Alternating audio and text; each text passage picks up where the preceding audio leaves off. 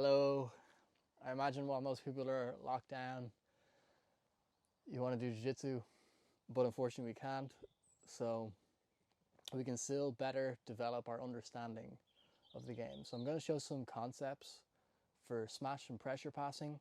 And then in another video, which I'll link on my YouTube channel, I'll throw a link in my Instagram bio for some solo drills we can do to help develop these physical attributes. We're going to work on some simple ideas for how to improve our smash passing, mostly on what we're trying to achieve and how we position our body to be most effective. So something to know when you're trying to pass the guard is that if you imagine like the guard has layers, anytime that you can get past somebody's feet and into a layer where they only have their knees, hands and elbows to defend with, that means we can put the pressure on.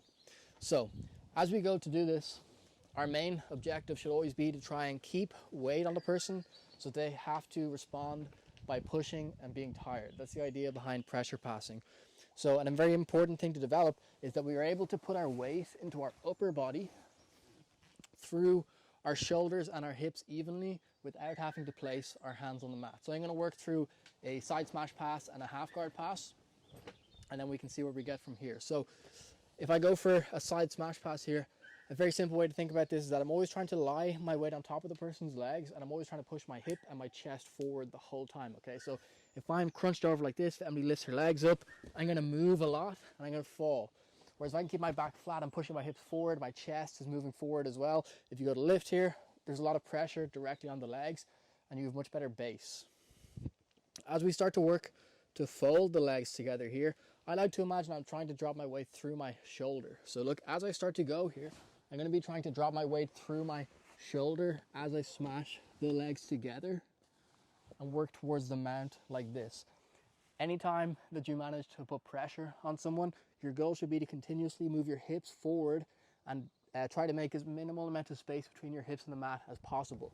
This makes it much more difficult for the person on bottom to be able to move, and it means that if you do manage to mount them, you can put a lot of pressure through your hips to maintain a heavy position. So that's the first idea. I'm keeping my back flat, my hips are pushing forward the whole time. I'm putting my weight evenly through the middle of my chest, my hips and my shoulders. I have no need to put my hands on the mat because my center of gravity is always through these parts of my body. As I go to put the pressure forward and smash, I'm allowing myself to relax and lie down on the person. And if you notice the positioning of my body, we can still work this type of position even without having a partner with us. So I'm going to show some drills in the next video where you'll be able to see some flows that we can do to help develop this. The next thing we're going to work on is smash to mount or half guard to mount. In the half guard position like this, it's a very similar idea. One of the hardest things about the half guard, especially if you're newer to training, is to not fall over. So anytime that I'm reliant on putting my hands on the mat, if my hands are compromised, it means that I will fall either direction, especially something like if you hold my sleeve, like a log sweep like this. This is very common. So learning to distribute your weight without needing your hands is very important. A very simple technique we're going to work is, look, I'm going to make a grip on the belt like this and drop my shoulder directly into the middle of Emily's chest here.